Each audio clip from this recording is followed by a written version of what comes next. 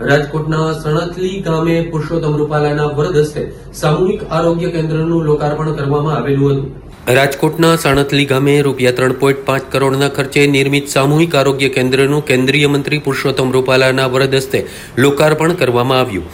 આરોગ્ય કેન્દ્રનું લોકાર્પણ કર્યા બાદ મંત્રીશ્રીએ મહાનુભાવો સાથે આરોગ્ય કેન્દ્રની વિવિધ સુવિધાઓનું નિરીક્ષણ કરેલું હતું।